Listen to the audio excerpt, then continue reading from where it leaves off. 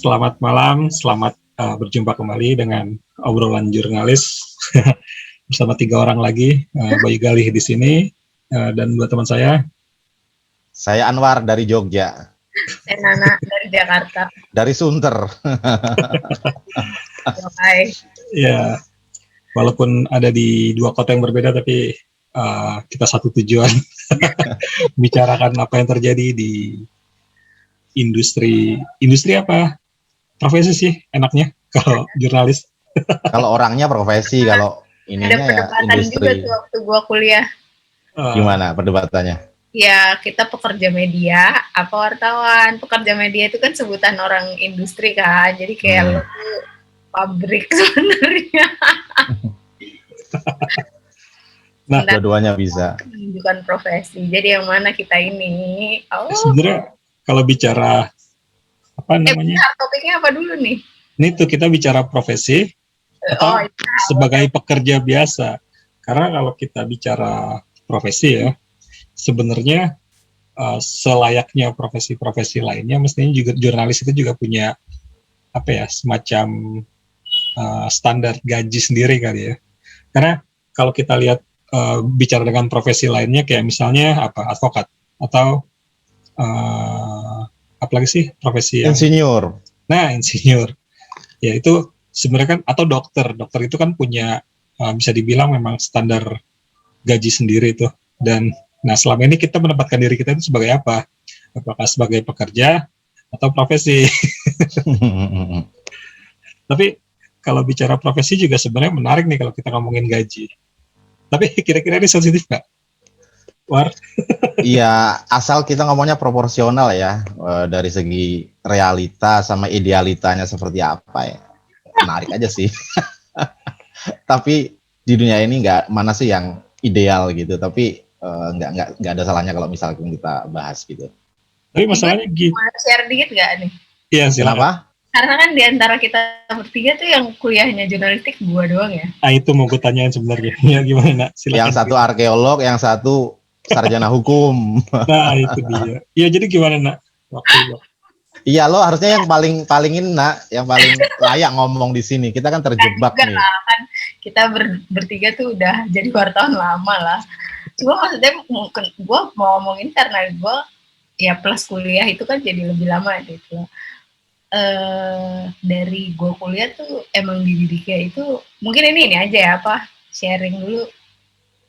Ya karena aku dari kuliah tuh memang udah dididiknya wartawan itu, tadi kan Anwar ngomong idealis kan, jadi selalu dididiknya itu bukan soal lu gajinya gede gitu atau apalah gitulah, pokoknya bukan berarti nggak dapet gaji, bukan, tapi maksud gue wartawan itu zaman gue kuliah itu emang dididiknya lu harus siap, bukan siap susah apa ya, lu harus mengutamakan idealisme gitu. Karena tadi Anwar nyebut idealis tuh, lu harus mengutamakan idealisme lu, nilai-nilai sebagai wartawan gitu loh War. Jadi kalau gimana nih War, karena lu tadi ngomong apa ya, takut ini soal ngomong gaji itu soalnya sensitif sih, jadi memang sebenarnya bicara gaji itu memang agak cukup sensitif sih, terutama untuk dengan pengalaman kerja lebih dari 10 tahun, ya kan? Benar kan? Sebenarnya kita semuanya lebih dari 10 tahun jadi wartawan. Kerja kita lebih dari 10 tahun. Tapi kalau dibandingkan dengan profesi yang lain, kadang-kadang ini bisa jadi gaji kita itu entry level di profesi lain. Sebenarnya ya, tanpa menyebutkan angka ya. Cuma kita bicara ideal dulu kali ya. Sebenarnya berapa sih gaji ideal wartawan? Nah, sebenarnya juga mungkin ini pertanyaan banyak orang, terutama yang kuliahnya di jurnalistik kan. Iya, kalau ngomong jadi berapa Pak Anwar yang kira-kira punya banyak anak buah? Menurut kalian deh, gaji ideal wartawan tuh berapa? Wartawan yang apa nih, entry level? Entry level ya, baru masuk reporter. Pakai standar aja gitu. Di mana ini kok pada malu-malu sih ngomong gaji ini, kayaknya susah keluar dari mulut masing-masing ya. Tapi karena gini aja, masing-masing mengelus dada ya kita. Jadi kita ngutip ini aja. Pernah menurut gue kita tuh emang nggak pernah dididik atau dari gue yang sekolahnya jurnalis gitu ya, dengan kalian yang dari awal masuk Anwar kan dulu di Suara Gama ya, apa nggak lupa, pokoknya ini yang kampus lah Di ya, Radio Suara Gama. ya media kampus lah ya, kan juga gitu Iya, kan, radio kampus. dididiknya itu soal value gitu, nilai-nilai doang, kita tuh tidak pernah dikasih perspektif soal gaji. Jadi kalau ngomongin gaji itu sebenarnya emang agak membingungkan, posisi kita ada di mana. Posisi gue sih, kok gue jadi bawa kalian, tapi maksud gue posisinya ada di mana. Jadi kalau ditanya idealnya entry level, gue juga nggak tahu. Gini aja, karena memang kita sulit menentukan ya, karena memang ya kita bicara idealisme dulu deh sebelum bicara realita ya. Idealnya ini kita ngutip AJI aja ya. AJI ini Aliansi Jurnalis Independen. Tapi ini dengan catatan ya, ini AJI Jakarta. Jadi standarnya standar Jakarta. Nih, kalau menurut AJI, jadi upah layak jurnalis Jakarta tahun ini ya, 2021, 8.366.220. Alhamdulillah. Itu gaji wartawan awal udah setahun diangkat atau baru kontrak masuk langsung gaji segitu? Ya, ini upah layak untuk jurnalis Jakarta sih. Jadi sebenarnya upah layak itu sebenarnya bisa dibilang entry level sih. Entry level itu kayaknya, War. Iya, carep lah, War. Layak ya, dalam arti layak itu berarti kan ya batas bawah lah ya. Berarti ya anggap aja ini untuk semua profesi jurnalis, berarti dari carep juga berarti. Tapi dengan catatan ini di Jakarta ya, nggak bisa disamaratakan seluruh Indonesia ya. Ini apalagi di Jakarta. Jogja. Nah, yang menarik lagi adalah AJI menetapkan standar upah layaknya 8,3 juta di THR Jakarta berapa tahun ini? Kok THR sih? THR, sorry. Waduh, gue kepikiran THR menjelang. Ya Allah, mentang-mentang lagi THR. UMR. Iya. UMR Jakarta. Gue yakin nih Bayu habis ngedit berita soal THR. Kalau nggak salah sih Jakarta sekarang 4,3 atau 4,4 itu. Kalau nggak salah ya. Oh iya, Jakarta 3%-an ya. Jakarta 4,4 juta lah ya. 4, ibaratnya berarti kalau upah layak jurnalis 8,3 berarti kurang lebih itu berapa? 2 kali lipatnya UMR ya? Hampir ya, hampir. Berarti hampir 2 kali lipatnya UMR. Ini catatan menarik sih, karena kalau kita boleh fair ya, di media tempat kita bekerja masing-masing kayaknya itu terlalu ideal ya. Karena ada juga yang tipis di atas UMR sedikit untuk gaji reporter ya yang baru masuk. Dan ini juga sebenarnya lagi-lagi dengan catatan tiap orang juga bisa berbeda tahunnya kan, karena kan memang inflasinya beda dan tingkat lobby tiap orang ketika masuk ke sebuah media itu juga beda. Maksudnya daya tawar ya kan. Tapi ini menarik sih kalau di kita lihat lagi AJI, kita paparin aja ya 8,3 juta itu apa aja. Misalnya kebutuhan makanan 2,5 juta, terus tempat tinggal 1,43 juta. Sandang itu berarti apa? Baju dan segala macam ya? 645. Ya, 645. Aneka kebutuhan lain 2,47 juta. Ya berarti lumayan lah. Yang masuk akal sih sebenarnya masih ke makan, memang 2,5 itu masih emang rata-rata lah ya. Sama tempat tinggal 1,43 itu berarti kos yang lumayan lah bisa dapat. Ini kalau kita bicara kos ya, atau kontrakan, kos dulu lah. Kos itu berarti 1,4 juta itu bisa dapat kamar mandi dalam sama AC. Emang udah layak. AC ya? Iya. Tapi kalau nggak salah 8,3-nya AJI itu kalau nggak salah udah termasuk 10% untuk saving ya. Jadi saving, iya. Jadi artinya dengan sebulan dia gaji segitu udah saving 10%, artinya sekitar 1,3-an dia udah saving buat tabungan gitu ya. Berarti sebenarnya kalau dihabisin ya 7, sekian kali ya. 7, sekian. Ya kalau savingnya 10% berarti 830.000 buat saving. Ada 7,4 lah ya. Lumayan lah. 8,3 dikurang, kok jadi bego matematika gini, 7,5 lah. 7,5 juta itu lumayan sih, War, kalau kita pakai AJI. Cuma ya Itu kita bicara idealisme. Sebenarnya kalau apa ya? Ini sebenarnya menariknya kalau kita bicara upah layak ya. Sebenarnya ini juga ini catatan menarik ya. Karena dulu kalau kita lihat lagi flashback ke belakang, kampanye Aji itu kan kampanyenya anti amplop ya. Ya kan, masih ingat nggak dari awal-awal? Cuma ada perspektif yang mulai berbeda di kalangan jurnalis sendiri, terutama di kalangan wartawan-wartawan yang membidani Aji. Kalau dipikir terus kampanye anti amplop, tapi di sisi lain kok kesannya ada pihak lain gitu yang disalahkan, padahal ada yang lebih penting diperjuangkan gitu kan, selain faktor eksternal, yaitu apa? Ya kita memperjuangkan upah layak dari media sendiri yang harusnya bertanggung jawab ke kesejahteraan jurnalisnya. Jadi ya kita tidak bisa menyalahkan pihak eksternal juga, misalnya kayak banyak pemerintah daerah yang tadinya menyediakan anggaran untuk wartawan kan, jadinya Aji ibaratnya ributnya di situ tuh. Nah, ya kan. Tapi setelah ada perubahan perspektif Aji yang kayaknya sih sekarang lebih lebih menghindari konflik dengan sesama wartawan ya. Akhirnya kesadarannya adalah memang semestinya kesejahteraan itu diperjuangkan dari internal media. Jadi ya seperti itu. Jadi ya kasarnya orang susah juga dipaksa idealis kalau ternyata memang realitanya itu agak-agak sulit di awal. Ini catatan menarik sih. Tapi ini dari perspektif gue pribadi sih, gue nggak tahu juga sih apakah seperti itu, karena melihatnya waktu zaman tahun berapa ya, 90-an atau sampai 2000-an setengah lah ya, 2005 atau 2000 berapa kan kampanye Aji kan masih anti amplop kan. Setelah itu Aji mulai merubah perspektifnya untuk memperjuangkan upah layak, setelah kayaknya ada kesadaran juga bahwa memang yang harusnya diperjuangkan itu kesejahteraan jurnalis.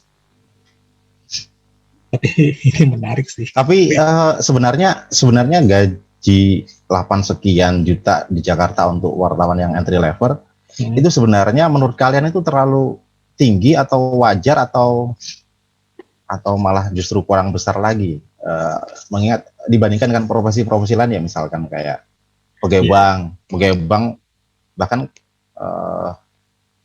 kalau aku nggak tahu deh gimana menurut kalian, takut mau nyebut angka takut salah karena bukan orang bank ya. Gimana nak? Gue bingung bilangin, gue tuh agak nggak punya sikap nih di sini nih. Jadi nggak punya sikap. Gini. Apa namanya ya? Gaji 8,5 itu gede. 8,3, sorry. 8,3 juta itu gede atau enggak itu gue pesannya enggak ini banget, gak punya sikap banget, relatif sebenarnya gitu. Kalau kita lihat gini, hitungannya Aji itu semuanya masuk akal. Maksudnya hitungannya Aji itu kan dia nggak mungkin ngeluarin angka segitu tanpa ada misalnya ya menghitung dengan komponen-komponen yang masuk akal lah. Kita memang butuh kebutuhan itu, makan dan lain-lain gitu. Makan 2,5 juta pun 1 bulan menurut gue emang ya itu Kak, catering aja mahal gitu ya Jakarta. Cuma mas gue di sisi lain gitu ya,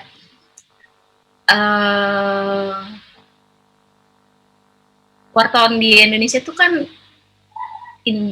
industri, gue jadi ngomongin industri media di Indonesia itu bukan industri yang gede, bukan industri yang emang revenue-nya gede gitu ya.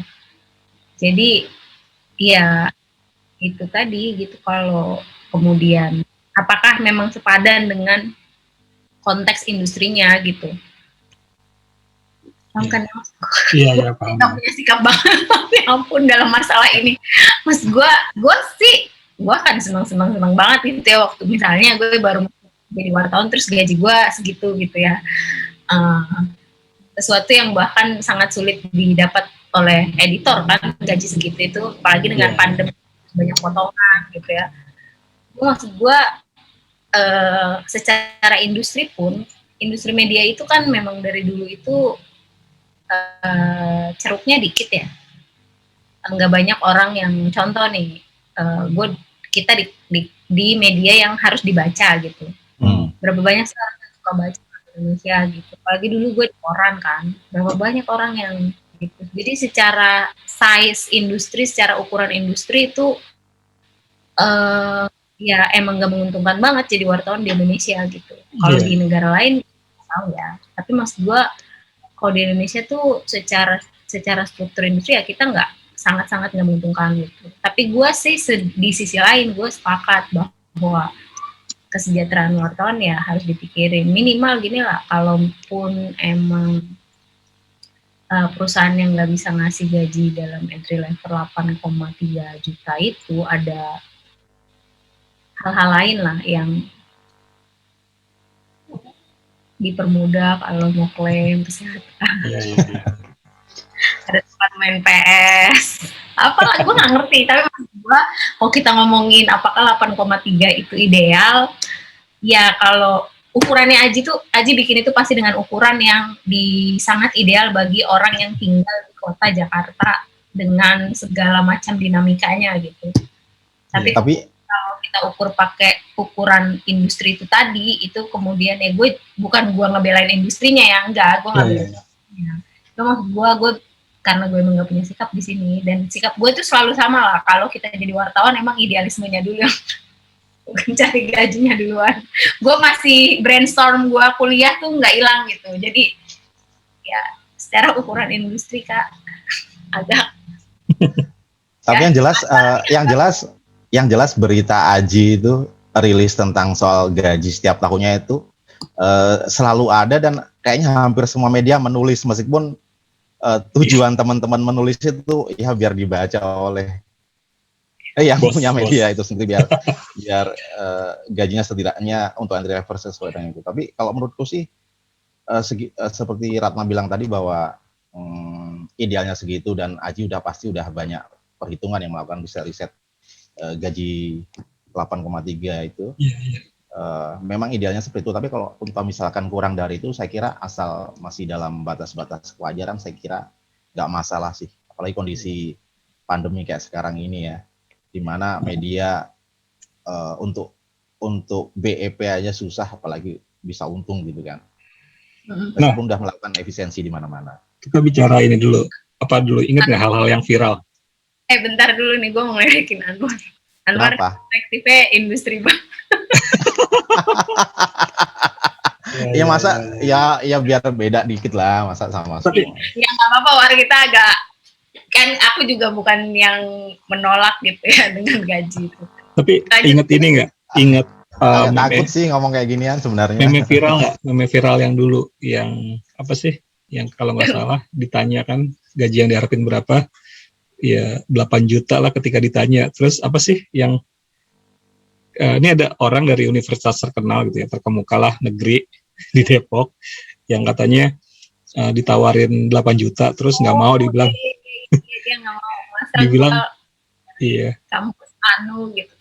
Enggak, diulang dong, kan aku lupa ingat sama. Jadi, orang nggak dulu itu ada anak yang dia posting di Instastory kayaknya gimana? Intinya dia ditawarin gaji 8 juta kerja, terus dia menolak dengan alasan ya dia kan dari lulusan kampus, sebutnya nih kampus terkenal, kampus di Depok lah, yang negeri cuma satu. Negeri di Depok. Iya. Yang cuma satu. Negeri di Depok, inisialnya UI. Coba yang daftar universitas negeri terbaik di Jogja, pasti mau aja.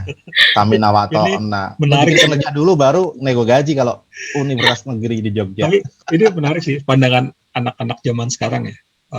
Nganggap 8 juta itu kecil, War, buat universitas negeri terkemuka di Depok yang inisialnya UI, kita sebut aja inisialnya. Tapi itu 8 juta ditolak karena nganggapnya terlalu kecil. Kayak alumni deh, Bay. Kalau alumni berani aja ngomongnya. Nggak apa lah kalau sebagai alumni ngomong. Tapi, namanya nggak apa. Itu perspektif yang menarik sebenarnya buat anak zaman sekarang ya. Mengingat 8 juta itu dianggap kecil, sedangkan Aji itu yang bisa dibilang 8 juta itu memang standar umum kan ya buat entry level, kayak beberapa instansi pemerintah ada yang startnya itu di 9 juta. atau mungkin hampir double digit sih. Ya nggak perlu disebut lah instansinya apa. Yang pasti instansi pemerintah, ada yang dibilang ekonomi, terus juga ada nih pemberantasan korupsi, kayaknya juga cukup tinggi ya. Untuk gaji-gaji level pemulanya, entry levelnya. Terus juga ingat juga ini nggak, ada perempuan yang di Twitter yang dibilang kalau pasangan nggak di 80 juta per tahun per bulan ya. Per bulan. 80 juta per bulan nggak masuk. Itu juga menarik. Maksudnya ini ini sebenarnya bahayanya media sosial adalah gambaran-gambaran kemewahan kayak begini ya, seolah-olah menutupi realita bahwa sebenarnya nggak semua industri, nggak semua perusahaan sanggup menggaji sebesar itu, ya kan, bener kan? Karena memang ini ada distorsi di media sosial juga yang seolah-olah kita ya, misalnya di bidang industri media yang merasa kok kecil banget ya, padahal sebenarnya gue rasa sih banyak yang nasibnya serupa, cuma ketutup distorsi-distorsi itu, jadi seolah-olah kok kayaknya kita paling kecil gitu ya.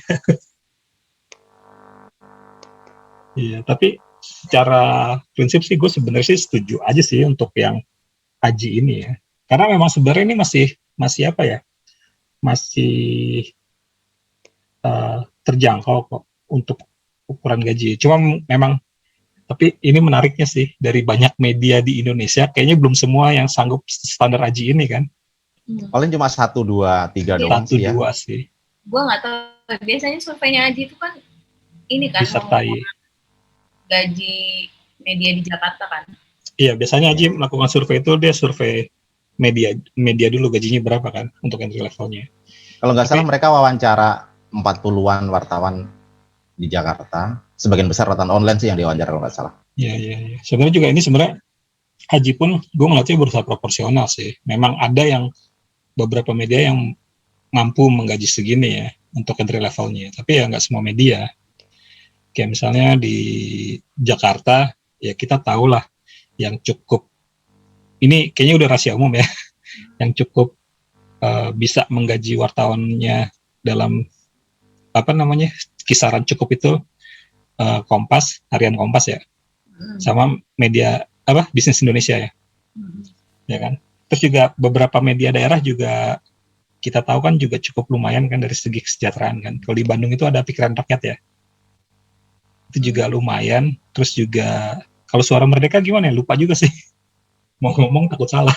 Soalnya ini ya, yang survei tahun ini kalau nggak salah nggak memuat itu kan. Kalau dulu kan dimuat tuh, ya kan. Biasanya ada berapa? Gua nggak tahu kalau ada ini berita lain ya. Tapi gue baca cuma ininya doang, gaji ideal, terus komponennya itu buat apa aja gitu. Kalau nggak salah ya. Iya. Tapi dulu biasanya aja menyertakan sih media yang kan nyanggup siapa aja, dan harian Kompas sebagai reward. Harian Kompas sama Bisnis Indonesia tuh selalu masuk daftar yang bisa upah layak ini. Tapi yang lain kayaknya masih perlu PR juga sih. Berarti sekarang harian Kompas segitu masuk lagi ya untuk entry level gitu? Kalau sekarang sih kayaknya masih ada sih entry levelnya. Karena juga kan Kompas sekarang juga ada Kompas ID ya, dan itu juga banyak anak-anak baru.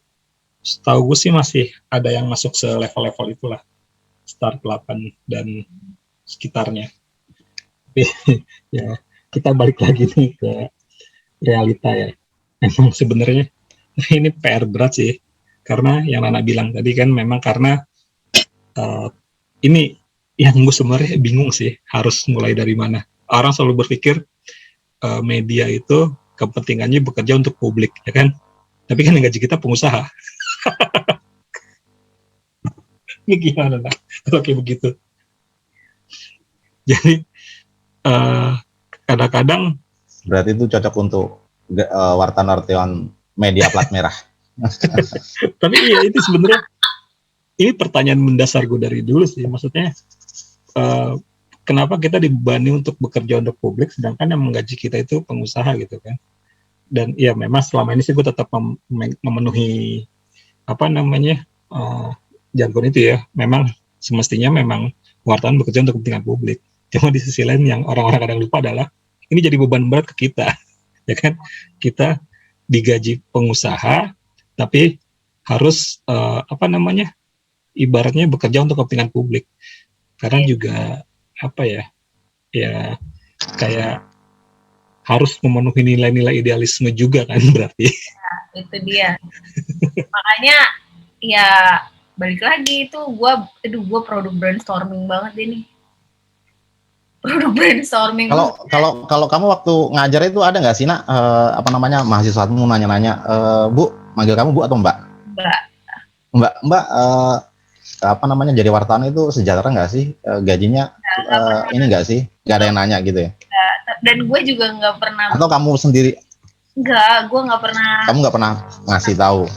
Dan gue nggak pernah kayak istilahnya tuh membrainstorm lah bahwa jadi wartawan tuh harus idealisme gitu-gitu terus. Karena gue juga kan produk brainstorming ya, maksud gue tuh bukan cuci otak dalam artian cuci otak gue dicuci, tapi maksud gue selama gue kuliah 4 tahun itu hal-hal yang gue pahami soal jurnalistik itu ya lu harus bekerja itu uang itu ada di nomor 100 gitu. Iya. Uang kan, nomor 100, nomor 1, nomor 2 apa? Dan pernah ada temen yang ngeritik gitu setelah gue gede, maksudnya setelah beberapa tahun terakhir lah ada yang ngeritik juga bahwa didikan jurnalis yang kayak gitu yang sejak dari bangku kuliah udah dididik untuk tidak mementingkan uang dan mementingkan idealisme, bekerja untuk publik, bukan bekerja mencari uang, itu sebenarnya bagian dari melanggengkan kepentingan pengusaha yang tadi gitu. Jadi kita ini sebenarnya bekerja untuk publik apa bekerja untuk pengusaha? Kita wartawan sendiri bingung kan sebenarnya gitu. Kenapa? Karena kita dididiknya kalian itu bekerja untuk publik, mengubah tatanan sosial. Ya, mengubah tatanan sosial gitu. Nah, mulia banget ya. Kita kerja buat kepentingan pengusaha. Ya Allah, maafkan bosku. Tapi gue sih yakin ya, yang bertahan jadi wartawan lebih dari 10 tahun setidaknya, ya dengan ibaratnya penghasilan apa adanya ya, apa adanya, gue yakin pasti ada nilai-nilai itu juga yang ditanemin kan. Karena kalau gue masuk, gue ingat banget omongannya, setidaknya 2 orang yang gue hormatin waktu pertama kali di Tempo ya. Pertama dengarnya Pak Amarzan ya. Jadi jurnalis itu jalan pedang. Berat sih berat. Iya tuh, main masuk dari brainstorm tuh. Iya.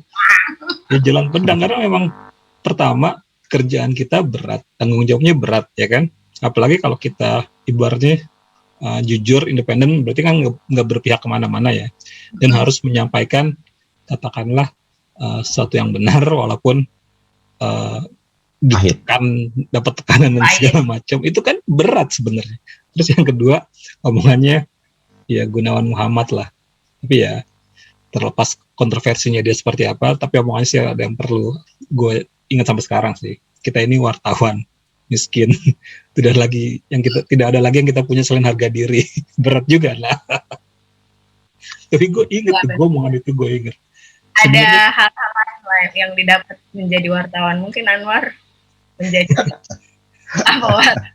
Yang jelas apa ya, jadi wartawan kalau soal gaji ya mungkin ya kita tahu lah gaji wartawan tuh ya nggak tinggi, pas-pasan, ada yang juga rendah gitu.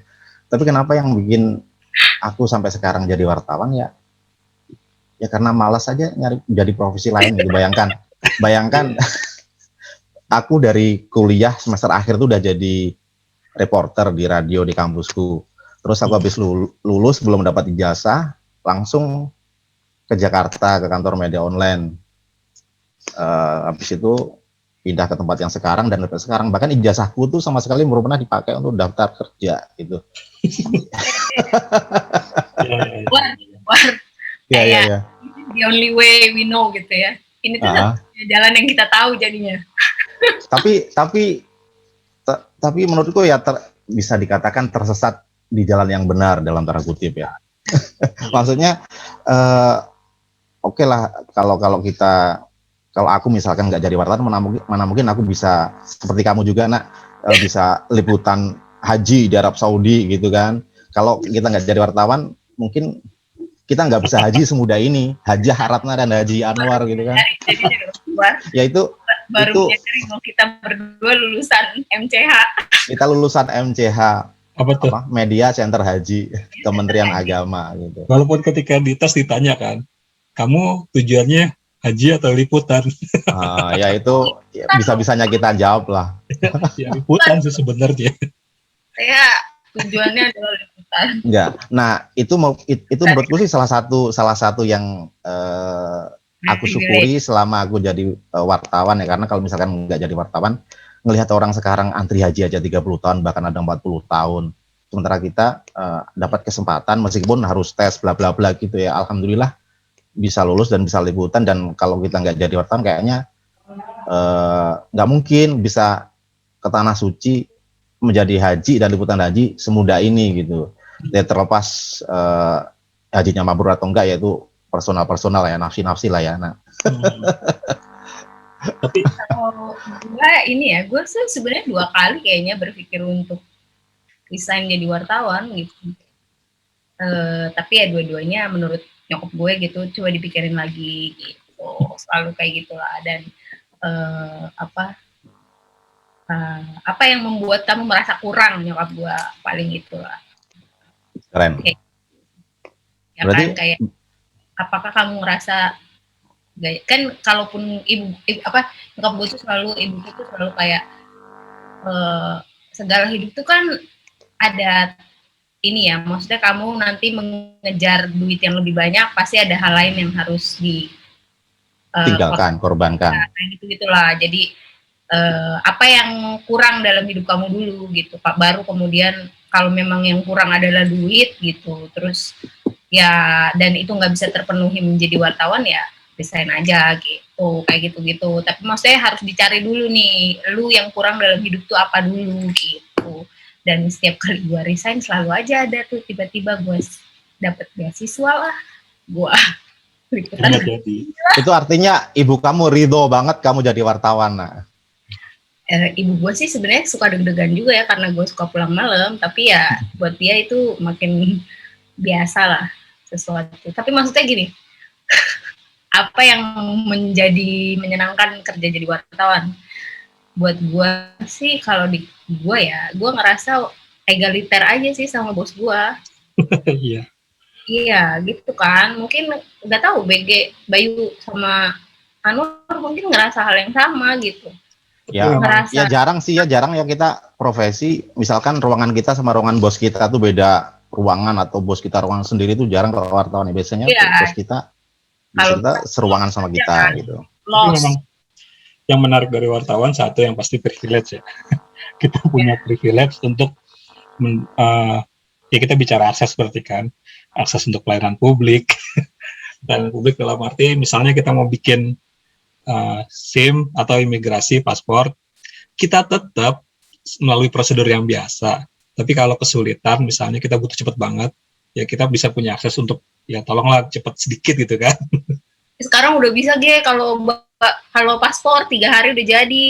Iya. Lo bukannya memang normal 3 hari paspor jadi? Enggak, kan dulu pertama kali gue bikin paspor mah 2 minggu lah.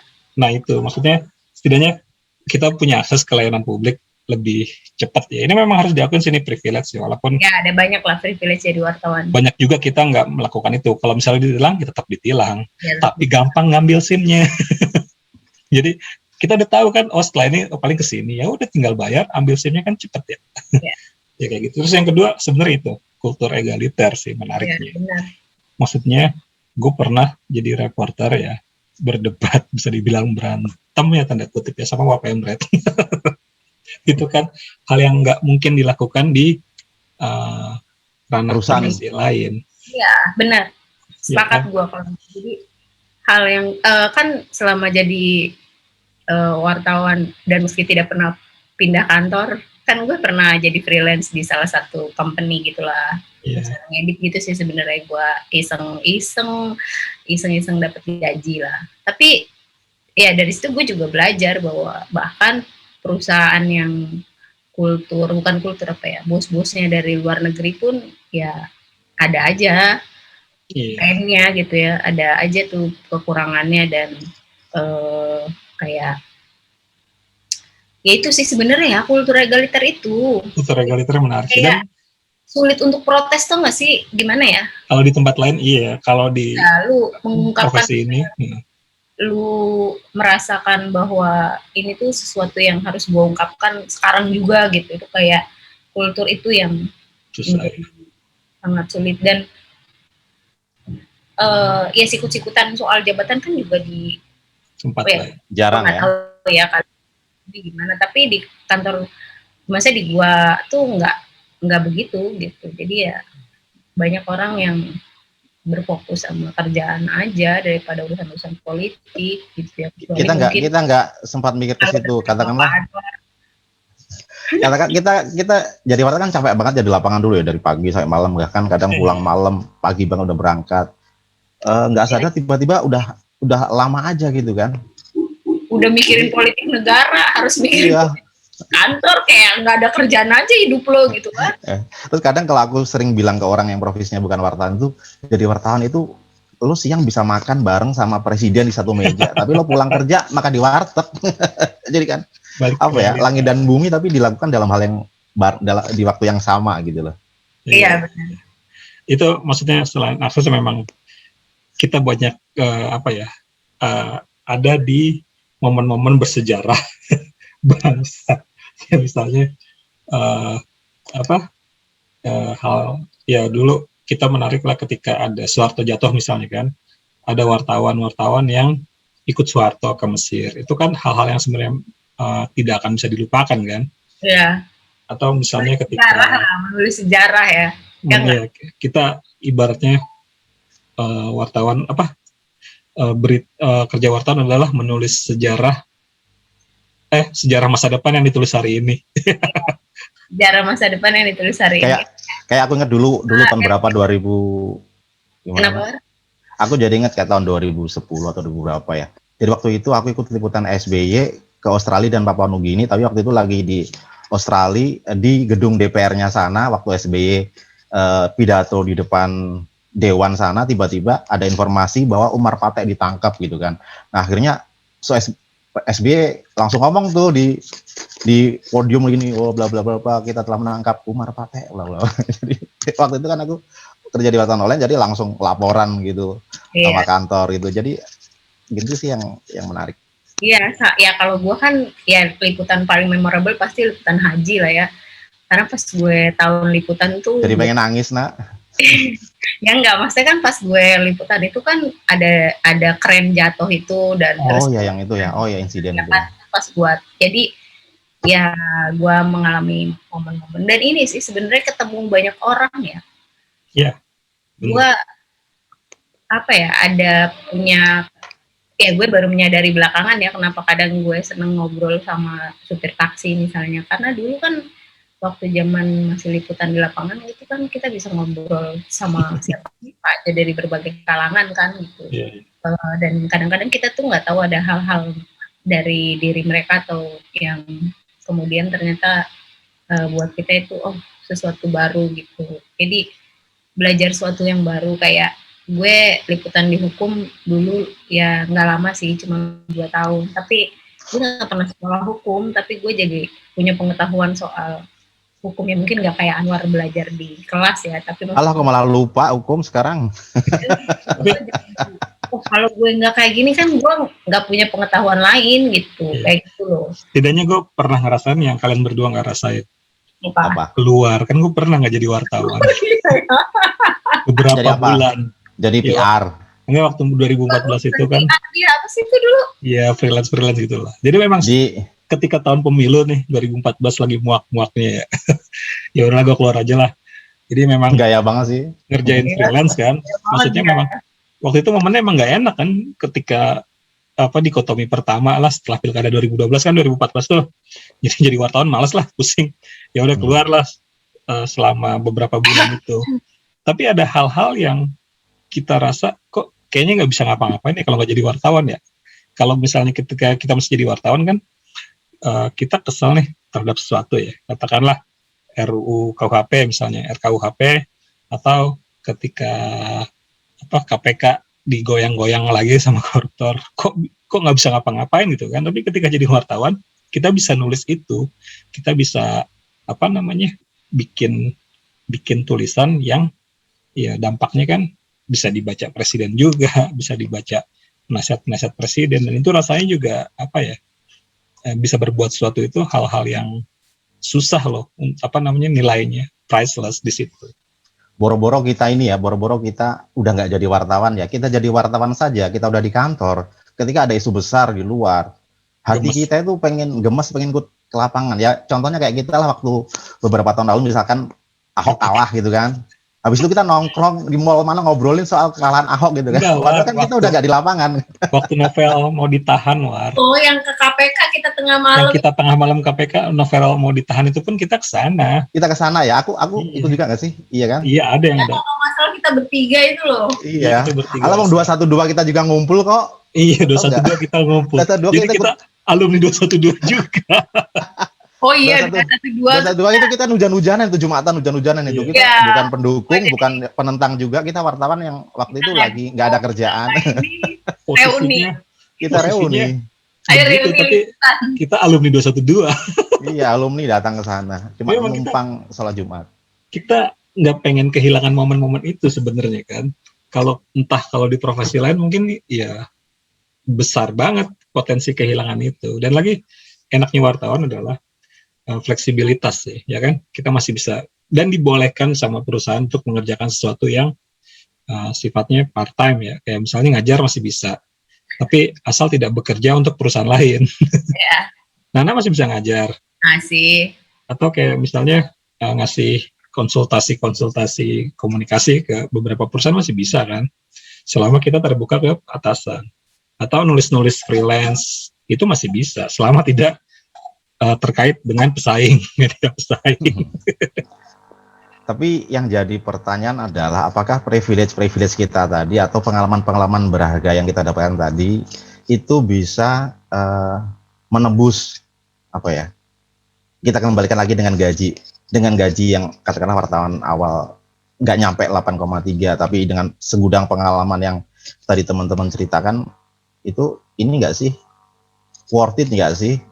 Gaji pas-pasan tapi pengalaman lebih gitu. Kalau itu pilihan berat sih. Aduh, ini pertanyaan yang sulit ya sebenarnya. Kesannya kayak gue nggak suka duit gitu. Ya gue suka duit juga gitu. Cuma maksudnya, tapi gue nggak merasa kekurangan gitu. Jadi kalau dibilang pas-pasan juga. Tapi ini kan agak nggak fair ya. Karena kan gue kenapa nggak ngerasa pas-pasan, karena gue ngajar gitu. Gue punya penghasilan lain gitu. Jadi kalau gue dulu selalu prinsipnya ya, kalau emang pengen butuh duit jajan dalam artian di luar kebutuhan pokok ya harus cari lagi emang jadi wartawan itu. Nggak bisa cuma ngandelin gaji. Kalau ngandelin gaji doang dan kita masih doyan hura-hura atau doyan jajan ya nggak bakalan cukup tuh nabung 10% War. Jadi kalau ditanya tapi apakah semua pengalaman yang gue dapet itu worth it dengan gaji yang segitu doang gitu ya, pas-pasan itu ya, balik lagi sebenarnya lu mau cari apa dalam hidup. Ini ada jawaban lain kecuali itu apa yang lu cari dalam hidup. Ada jawaban menarik sih ketika ini cerita dari anak-anak UGM ya, nggak tahu UGM aku dong. Iya, tapi gaya. Rizal Malarangeng dulu UGM kan ya? Rizal Malarangeng itu demo di depan di depan Kodam sendirian ya kan. Pada akhirnya sekarang kan kita tahu dia jadi seperti apa kan, politisi misalnya kan, mungkin nggak terlalu kritis lagi, posisinya juga nggak terlalu kan dia mantan bos lo, bos lo juga kan. Iya dulu. Dan ini menariknya adalah ketika ditanya sama anak kos-kosan di UGM itu, Bang, kenapa Bang sekarang kayak begini? Dulu dia masih di dekat dengan kekuasaan, dekat dengan SBY. Kenapa Bang sekarang kayak begini ya? Dulu kan tentang Dwi Fungsi Abri sendirian demo. Dia ngutip Churchill ya di sadurnya gini, kalian kalau masih usia 20 nggak idealis, kalian nggak punya hati. Tapi kalau kalian di usia 40 masih idealis, nggak punya otak. Itu menarik sih. Ya entah Kita nggak punya otak loh. itu entah pernyataan Ya disisain lah berapa persen tepatnya buat seperti apa, idealis. tapi maksudnya hal menarik adalah ya memang idealisme itu rata-rata ada ketika di usia muda kan. Iya. Pada akhirnya kita ngelihat realita itu di usia 40-an. Mungkin ada yang akhirnya nanti misalnya sekolah anak dan segala macam ya kan. Itu memang akhirnya bikin orang untuk ya lebih susah lagi. Dan memang gue rasa sih kita semua punya hak buat sejahtera sih. Untuk Iya. mencari hal-hal lain dan kesejahteraan selama memang sesuai dengan prinsip yang kita pegang masing-masing ya. Ya misalnya katakanlah masih jadi wartawan pun ya udah itu maksudnya masih ada cara lain kan, kayak Nana bisa ngajar atau kita masih bisa bikin banyak terlibat proyek buku atau proyek apa yang masih bisa dibilang sesuai Proyek idealis. Iya, ini kantor lah masih sesuai ini kantor masing-masing ya kan, itu masih bisa dibolehkan bijakan kantor masing-masing. Terus juga kalaupun ada yang memutuskan untuk katakanlah keluar nih dalam arti mencari yang lebih settle gaji tapi akhirnya meninggalkan dunia wartawan ya, akhirnya gue memahami itu ya, gue menghormati keputusan itu juga. Iya, benar. Karena memang agak-agak sulit bertahan dengan dengan segala jargon-jargon idealisme yang ditanamkan sekarang ini. Tapi ya itu pilihan lagi sih. Kalau gue sendiri sih masih bertahan selama memang kebutuhannya juga masih sedikit. Tapi kalau memang kebutuhannya lebih banyak, kadang-kadang emang tekanan di media sosial itu ngelihat orang-orang kok kayaknya di usia segini bisa lebih lah ya, katakanlah entah nggak tahu gimana caranya, kok tiba-tiba ada yang tadinya kita sama-sama ini nih masih menapaki jalan yang sama, kok tiba-tiba kehidupannya sekarang udah berubah lebih mewah gitu kan, mobilnya udah bagus misalnya, atau tiba-tiba tiap hari sepedanya sekarang udah yang bisa jadi ratusan juta juga kan. Sepeda. Iya, ada ngeliat orang-orang yang tadinya kita menapaki jalan yang sama, ketika dia keluar, oh ternyata memang ya kayak begitu, sejahtera. Tapi itu pilihan sih. Mungkin dia juga nggak mendapatkan yang kita dapatkan sekarang ini, kayak privilege yang memang juga nggak selamanya bisa dinikmati sepenuhnya sih.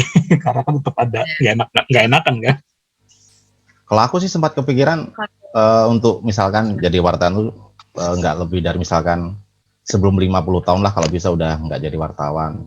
Makanya misalkan sekarang mumpung di Jogja sambil kerja, misalkan nyambi kuliah S2 terus nanti jadi apalah, jadi dosen lah atau kuliah notariat biar jadi notaris atau gimana gitu. Ya kepikiran sih. Jadi ya kalau bisa sebelum nih bicara usia menarik, War. Nih, aduh, jangan ngomong usia sih, sarah banget usia itu.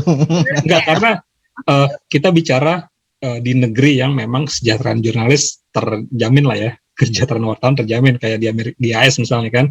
Di Amerika itu misalnya kayak Bob Woodward, dia tahun berapa? Tahun 60-an ya, dia nulis yang Pentagon Papers kan, yang akhirnya bikin yang ada Deep Throat dan segala macam, dan akhirnya akhirnya Nixon sampai mundur gara-gara berita di Washington Post itu kan. Itu tahun berapa sih, 60-an ya? Terus 2012 itu berarti selisih berapa tuh? Jauh banget kan? 2012 dia masih nulis soal terbunuhnya Osama bin Laden dengan detail-detail yang sangat mengagumkan gitu ya. Maksudnya dia masih nulis, War.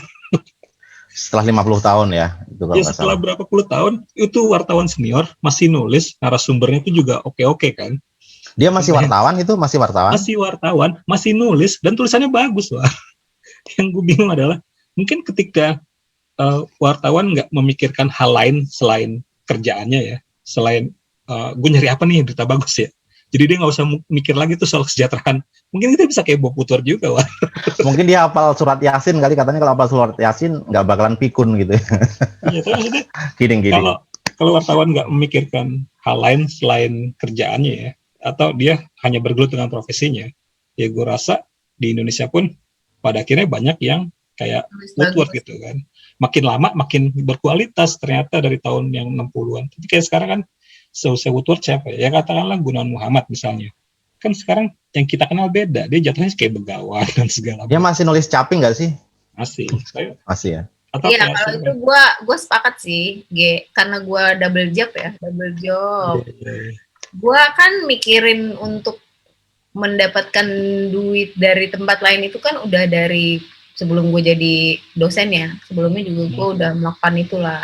Apa gimana nih gue caranya mendapatkan duit jajan tambahan gitu dengan menjadi freelance gitu. Iya, iya, iya. Yang sebenarnya kalau dipikir lagi, kenapa gue harus melakukan itu? Kenapa gue nggak satu kerjaan aja gitu? Ya tapi itu urusan lain lah. Tapi maksud gue, ketika gue jadi dosen gitu, terus dosennya juga bukan dosen yang freelance ya, kan gue juga ya biasa lah, kalau dosen itu kan tridharma pendidikan, pengajaran, pengabdian, penelitian gitu. Nah, yang kayak gitu-gitu kan sebenarnya cukup menyita waktu lah. Belum lagi dosen tuh ada urusan-urusan administratif, apalagi nih kok gue jadi curhat, apalagi ya pokoknya gitulah, dia ada banyak urusan administratif.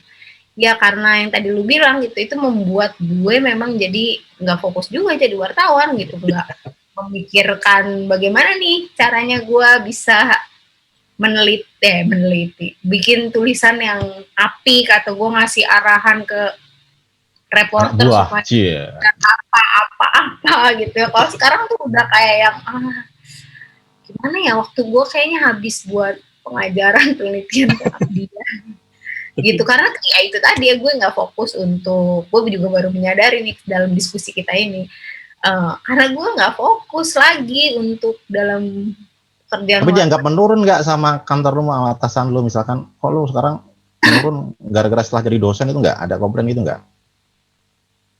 Ya sejauh ini sih bos gue cuma nagih kalau tulisan gue lama aja. Ini tulisan mana? Lu kan ada nih redaktur, ada periode tertentu harus nulis tema apapun ya gitu. Nah gue tuh kadang-kadang telat tuh 2 minggu. Telatnya 2 minggu ya, itu nggak telat. 2 minggu bukan telat kali, itu males. Gue bukan malas, tapi karena kayak ya ampun, gue urusannya banyak banget ya Allah gitu loh. Itu yang maksud gue. Tapi ya itu, jadi gue jadi menyadari nih, karena gue nggak, sebenarnya kan karena gue nggak fokus kan. Karena gue ya bagaimanapun manusia cuma punya 24 jam 7 hari gitu kan. Nah karena nggak fokus itu, gue kan harusnya sebagai gue wartawan ya, gue harusnya menggali lagi potensi gue untuk wawancara-wawancara orang, bikin tulisan yang bagus, bikin tor yang bagus supaya reporter menulis yang bagus gitu. Tapi terhambat cari duit lagi yang tempat lain. Cari duit di tempat lain. Jadi dari obrolan kita tadi, sebagian kesimpulan bahwa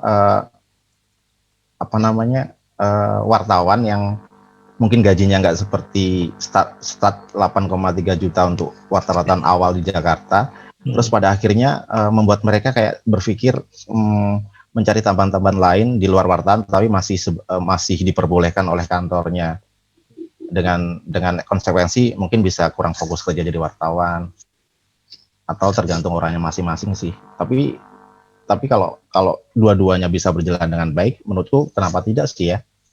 Ya itu sih sebenarnya. Ya itu di satu sisi bener wah, tapi di sisi lain ya. Iya, di sisi lain memang optimal yang mana lah gitu lah. Tapi kalau awal-awal jangan langsung cari double job, udah di atas 5 tahun lah gitu ya, di atas 5 tahun. Jadi awal-awal tuh lu harus militansi.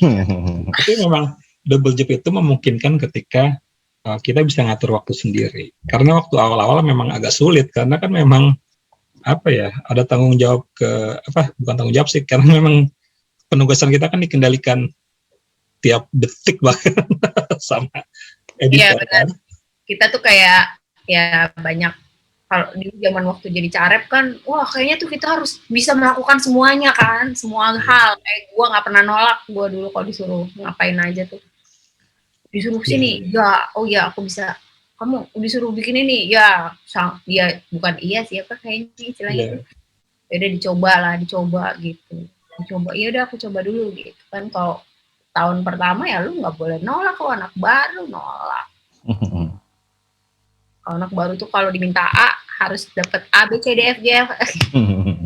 Gila, gue bully banget, nggak gitu sih. Tapi ya memang sebenarnya kita bicara, sebenarnya ketika bicara jadi wartawan memang ujung-ujungnya pasti yang memilih bertahan bukan karena gaji sih. Iya.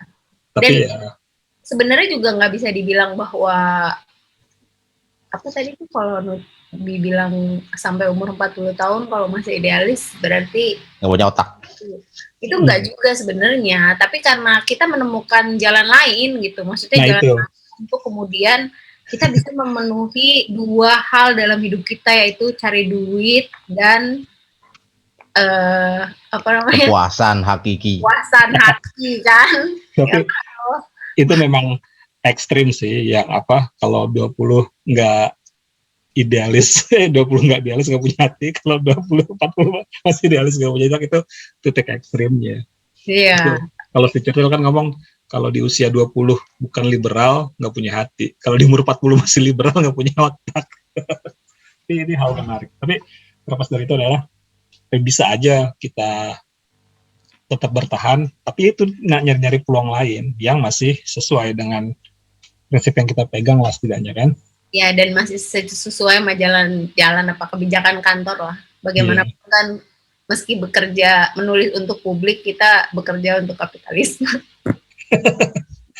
Ya, memang. Tapi dengan realita seperti ini, profesi wartawan tuh masih menarik nggak sih sebenarnya bagi anak muda atau bagi fresh graduate gitu? Ya. Enggak lah. Enggak. Masih tahu. Harus ada surveinya dong. Kalau perlu kita bikin survei deh, coba. Gue ngeliat sih perubahan ini sih, perubahan paradigma ya, shifting lah. Kayak misalnya dulu kita kerja berbasiskan hal-hal yang memang menarik kan, ya kan? Nah, itu dulu ketika Google belum merajalela. Tapi ketika era sekarang kan lagi-lagi kan di drive-nya sama SEO. Kita menulis sesuai apa yang menarik buat SEO. Itu juga catatan yang kurang lebih lama-lama wartawan juga bukan profesi yang menarik karena nggak ada bedanya kan. Tapi mungkin kita bahas lain kali aja kali. Iya, itu angle baru di next discuss.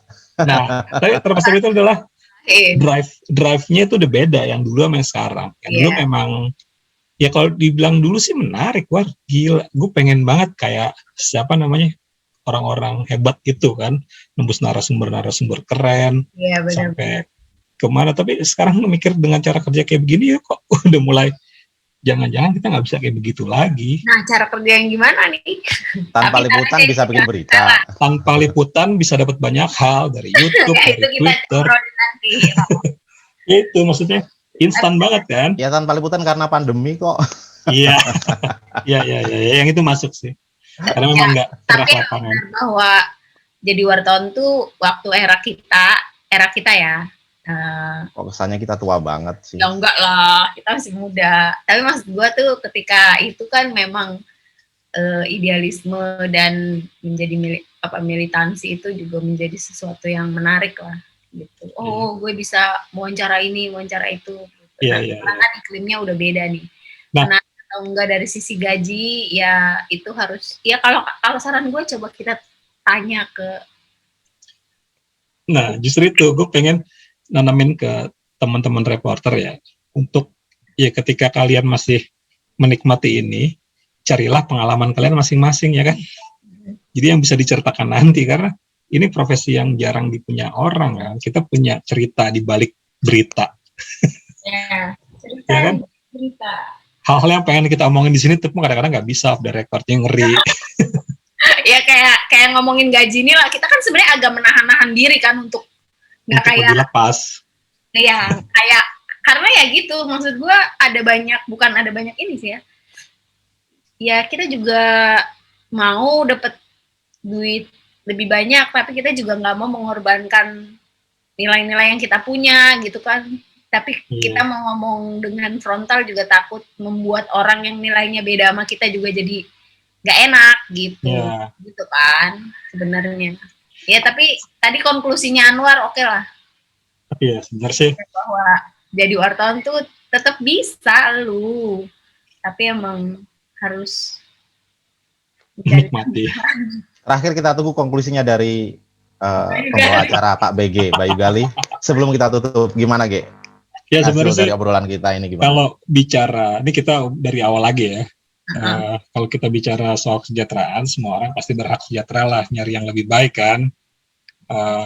Walaupun katakanlah kita merasa yang kita kerjakan selama ini kurang dari sisi sejahtera, ya udah silakan cari yang lebih baik. Terus kedua, kalaupun kita bertahan, pasti ada hal-hal yang ya di luar hal-hal materi lah. Tapi ya bisa experience, bisa hal-hal yang idealisme, yang bikin kita tetap ada di sini. Dan ya bisa jadi kita menikmati tiap detiknya ketika detik itu tiap nama detik media. iya, tiap menitnya mendapatkan cerita di balik berita itu kan hal yang menarik kan. Terus ya yang ketiga nih soal ini ada hal yang lebih ideal lagi, itu tadi ketika wartawan digaji layak ya, dapat hal yang ya sejahteranya terjamin, ya gue rasa sih kita bisa jadi kayak Bob Woodward di Amerika sana. Walaupun di sana pun nggak semua orang sesejahtera Woodward atau orang-orang Washington Post, ya kan. Ada juga kan media-media ya katakanlah nggak terlalu besar dan gajinya nggak sebesar Post atau yang lebih. Ya itu kan memang ibaratnya memang wartawan-wartawan kelas atas lah ya. Ya kayak begitu sih. Tapi dengan gaji yang layak dan wartawan jadi hanya bisa berpikir memikirkan gue besok garap apa ya, itu aja tuh menarik sebenarnya. Kurang lebihnya sih begitu sih. Jadi kita masih bertahan di jalan ini. Ya kita berdoa semoga bos-bos media memberikan gaji layak lah buat wartawannya. Tapi ini menarik. Biar kita bisa mikir besok bikin berita apa, besok bikin berita keren apa, besok wawancara siapa. Iya. Bukan besok aku cari tambahan apa, bukan seperti itu. Iya. Tapi ini menarik nih buat Nana yang dosen. Ketika ditanya sama muridnya, Bu, apakah saya harus kan udah ngambil jurnalistik nih? Ya dengan segala macam pilihan profesi yang ada, apakah tetap jadi wartawan itu hal yang menjanjikan? Ya, enggak.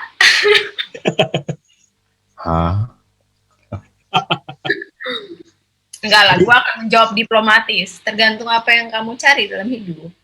Iya, benar. Karena gini lah, wartawan tuh entry level itu memang kita layak di gaji 8,3 juta itu wartawan dalam konteks entry level itu layak lah. Wartawan layak dihargain segitu. Gitu. Tapi kenyataannya memang yang harus diterima oleh calon-calon wartawan dan jurnalis dan reporter itu kenyataannya nggak kayak gitu. Entry level itu tidak 8,3 juta, di bawah itu gitu ya. Walaupun banyak yang dapat nih, kayak misalnya waktu liputan di Singapura kan bisa nginep di Marina Bay Sands. Ya kan, lantai 41 loh. Itu soal lain lah. Ya itu hal lain, tapi kan itu nggak sering datang ya, tapi maksud gue kalau memang mau jadi wartawan ya tujuan utamanya adalah itu tadi, bekerja. Ini to give voice to the voiceless, berat kan? Ya, berat banget ya. Gue kadang-kadang berusaha untuk menyeimbangkan itu sebagai gue yang bekerja di media. Iya. Tapi memang ini buat ini juga sih, masukan buat sendiri juga. Memang kita harus paham antara batas kita sebagai seorang idealis dengan memahami bahwa karyawan itu punya hak buat sejahtera. Ini gitu sih ya. Benar-benar betul. Walaupun lo bekerja untuk idealisme, lo juga harus paham hak-hak lo lah. Minimal wartawan tuh juga jangan terlalu nerimo kalau ada hak-hak yang bisa diperjuangkan, yang diperjuangkan aja. Iya. Kenapa tadi kita nggak bahas gitu hak-hak? Kita suka ngomongin itu. Ya. Kayaknya untuk tema ini cukup ya? Atau cukup. Nah, kita bahas yang lain lah. Dan semoga ini bermanfaat buat orang-orang yang mau jadi wartawan atau yang nggak pengen jadi wartawan. Semoga bermanfaat. Atau yang mau ngejek-ngejekin wartawan juga nggak apa. Atau yang sudah lama jadi wartawan dan baru sadar, oh ternyata kayak gini ya. Stop recording dulu ya. Oke, makasih. Nah,